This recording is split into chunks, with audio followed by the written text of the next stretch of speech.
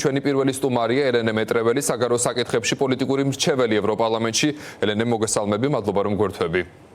მოდი დავიწყოთ უახლესი განცხადებებით, რომელიც ჩვენ მოვისმინეთ ბრიუსელიდან ევროპული საბჭოს ხდომის დაწყებამდე. მაგალითად მოვიშველიებ ერთ-ერთ განცხადებას, რომელიც გააკეთა ლატვიის პრემიერ-მინისტრმა, მან ასეთი რამ თქვა: ქართულმა ხალხმა იმედი არ უნდა დაკარგოს, არც ერთ პოლიტიკოს არ შეუძლია გადაწყვეტილება ხალხის ნაცვლად მიიღოს, ამიტომ თუ საზოგადოება ძლიერი დარჩება, წარმატებას მიაღწევს. ჩვენ ვხედავთ ქართველი ხალხის სიძლიერეს, მათ შორის თბილისის ქუჩებში უკვე ერთ წელზე მეტია, თუმცა გარკვეული კრიტიკა ისმის ბრიუსელის მიმართ, ხომ არ აგვიანებენ ისინი კონკრეტული გადაწყვეტილებების მიღებას. თქვენც ასე ფიქრობთ თუ არა? მოგესალმებით, მივესალმებით თქვენს მაყურებელს, მადლობა მოწვევისთვის. გიორგი, პირველ რიგში მინდა გამოეხმაურო საბჭოს დასკვნას, რომელიც საკმაოდ კრიტიკული იყო საქართველოსთან დაკავშირებით და საბჭო არის ევროკავშირში ყველაზე უმაღლესი სტრუქტურა, ანუ მხოლოდ საბჭო იღებს გადაწყვეტილებას სანქციებთან დაკავშირებით, ევროკავშირის საგარეო და უსაფრთხოების პოლიტიკასთან დაკავშირებით, უსაფრთხოება და თავდაცვის პოლიტიკასთან დაკავშირებით, ამიტომ მე მგონია რომ და ზუსტად ვიცი, რომ საქართველოს საკითხი ახლა ევროკავშირის დღის წესრიგში უმაღლეს პოლიტიკურ რანგში არის აყვანილი და ამ განცხადებაში ძალიან მკაფიოდ არის გაყოფილი ქართული ოცნების ქმედებები, ქართული ხალხის ქმედებებისგან და სწორედ ის განცხადება, რომელიც თქვენ მოიშველიეთ, ძალიან პირდაპირ არის ასახული ამავე დასკვნაში, ევროკავშირის საბჭოს დასკვნაში. ჩვენ ვკითხულობთ, რომ და კაია კალასის განცხადებაც მოვისმინეთ, რომ ევროკავშირი მხარს უჭერს ქართულ ხალხს, თუმცა მხარს არ უჭერს ქართული ოცნების რეჟიმს, რომელმაც ფაქტობრივად გააუქმა დემოკრატია საქართველოში. კანონის უზენაესობა გაუქმებულია, დაკავებულები არიან ოპოზიციის ლიდერები, ჟურნალისტები, აქტივისტები და სამოქალაქო სივრცე ფაქტობრივად აღარ არსებობს. რაც შეეხება იმედგაცრუებას, მესმის ეს იმედგაცრუება საქართველოში, რომ ევროკავშირი შეიძლება საკმარისად სწრაფად ვერ მოქმედებს, თუმცა უნდა გავითვალისწინოთ, რომ ევროკავშირი არ არის ერთი ქვეყანა, ევროკავშირი არის 27 ქვეყნისგან შემდგარი საერთაშორისო ორგანიზაცია, სადაც კანონის უზენაესობა არის უმაღლეს რანგში აყვანილი. შესაბამისად, არსებობს კონკრეტული ინსტანციები, რომელიც უნდა გაიაროს თუნდაც სანქციების პროექტმა, რომ მივიდეს უმაღლეს დონემდე. ახლა რა აკერხებს ამ პროცესს?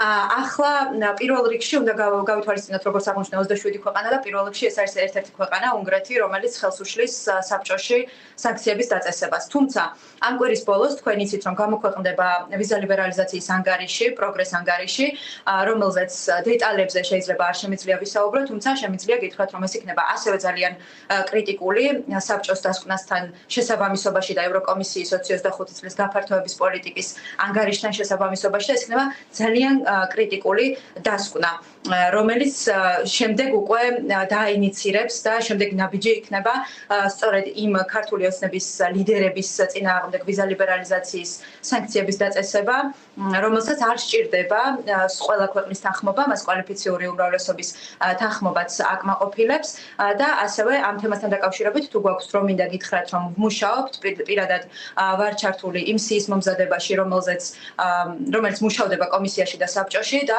ამ სიაში არ იქნებიან მხოლოდ და მხოლოდ ქართული ოცნების ლიდერები, ამ სიაში იქნებიან პროპაგანდისტები და ქართული ოცნების ლიდერების ოჯახის წევრები, რომლებიც საკმაოდ აქტიურად სარგებლობენ ქართული ევროკავშირის სიკეთეებით, ნაწილი მათგანი ევროკავშირის მოქალაქეებიც კი არიან და პროპაგანდისტები, რომლებიც თავისუფალ დროს ევროკავშირში ატარებენ. აი ამ ადამიანებს შეეხებათ ის სანქციები, რომელიც მოყვება ვიზა ლიბერალიზაციის პროგრესს. და ამას არ ჭირდება 27-ვე ქვეყნის დასტური, ხო ასე? ამას არ ჭირდება ნამდვილად 27, იმიტომ რომ ევროკომისიამ წინა პლენარულ სესიაზე სტრასბურგში ევროპარლამენტმა უпростоრად გაამარტივა ვიზა ლიბერალიზაციის შეჩერების მექანიზმები.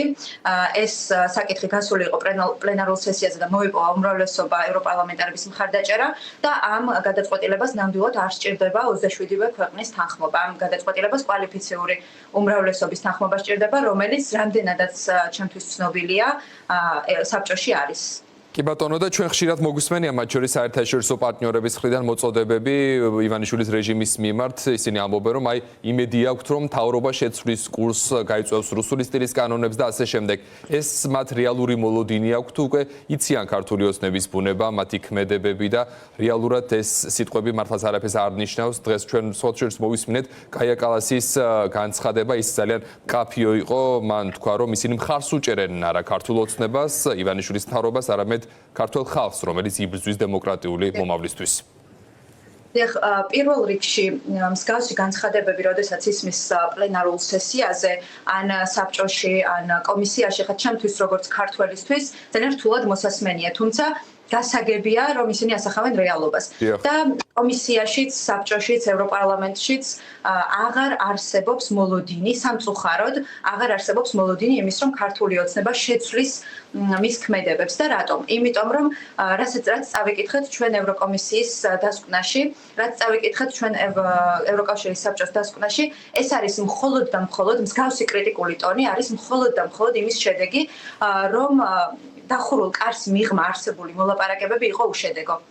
რომ დახურულ კარს მიღმა ევროკავშირის რეკომენდაციები დარჩა გაუთვალისწინებელი და დახურულ კარს მიღმა არსებული საუბრები დარჩა უგულებელყოფილი და იგნორირებული. სწორედ ამიტომ გამოვიდა მსგავსი კრიტიკული ტონი დღის სინათლეზე და მხოლოდ ამიტომ ევროკავშირი დღეს ღიად აცხადებს, რომ საქართველოს კანდიდატის სტატუსი მხოლოდ ფურცელზეა, რომ საქართველოს ასოცირების პროცესი გაყინულია.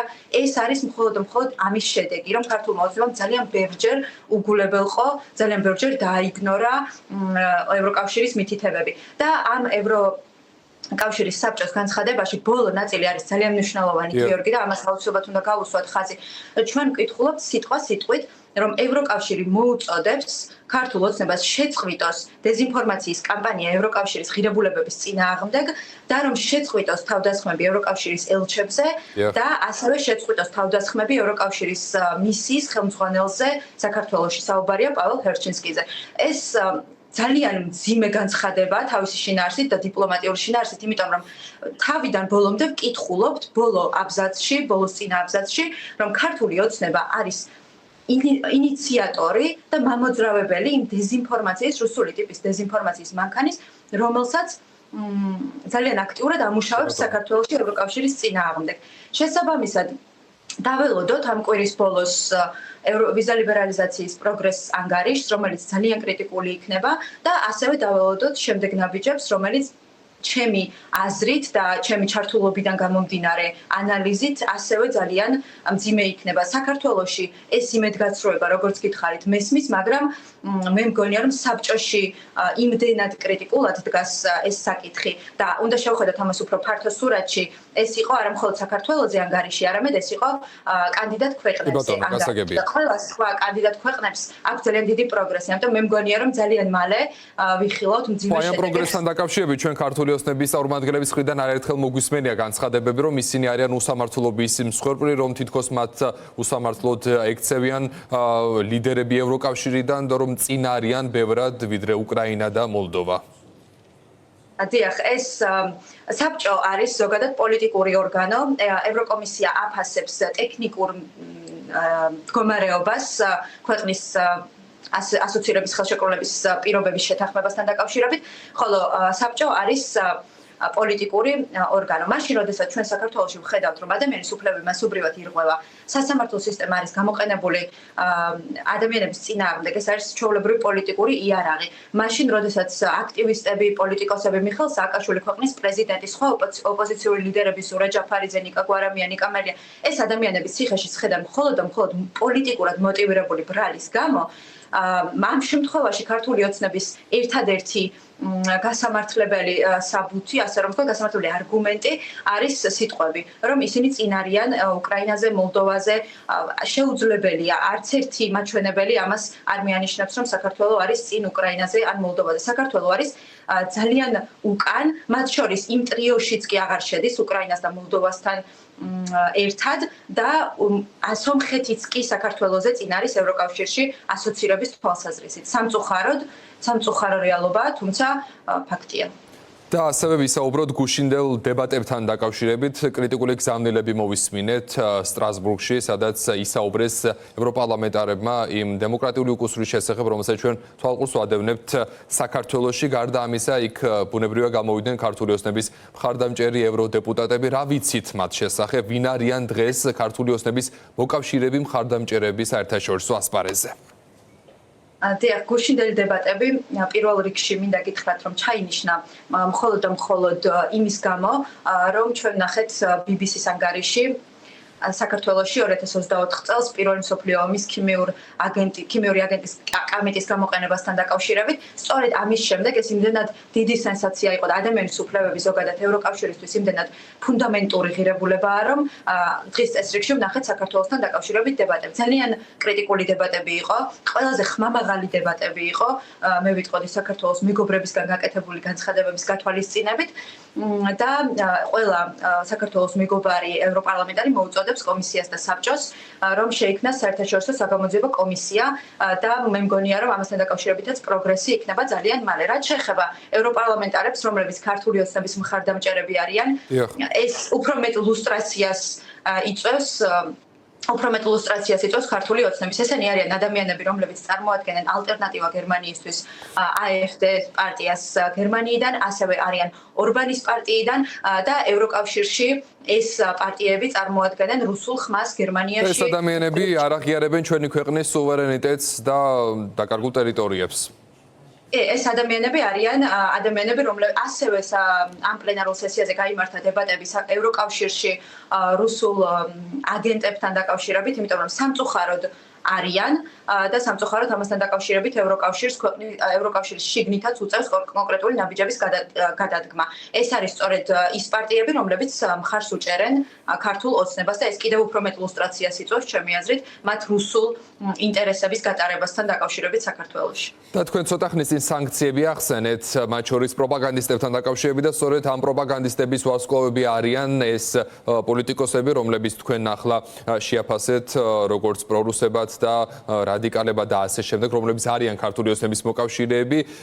უფრო მეტი რომ გითხრათ ამ სანქციების შესახებ, ეს უშუალოდ შეეხებათ პროპაგანდისტებს, კონკრეტული ტელევიზიების მფლობელებს, ჟურნალისტებს, შეგიძლიათ დაგვიზუსტოთ უფრო მეტი დეტალი და დაგემშვიდობებით.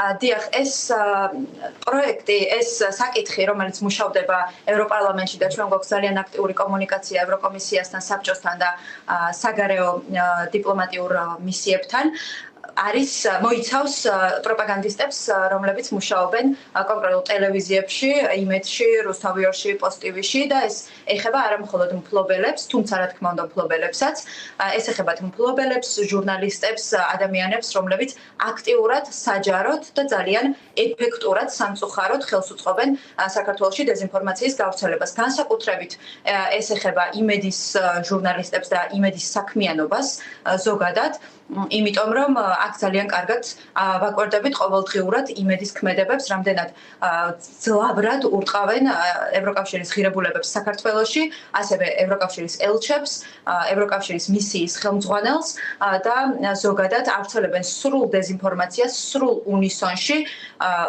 რუსეთის და ბელარუსის მედია საშუალებების მსგავსად, რომლებიც დასანქცირებულები არიან ევროკავშირში. მადლობა ჩართვისთვის პირდაპირ ეთერში ბრიუსელიდან ჩაგვერთო ელენე მეტრეველი, საგადო საკითხებში პოლიტიკური მრჩეველია ევროპარლამენტის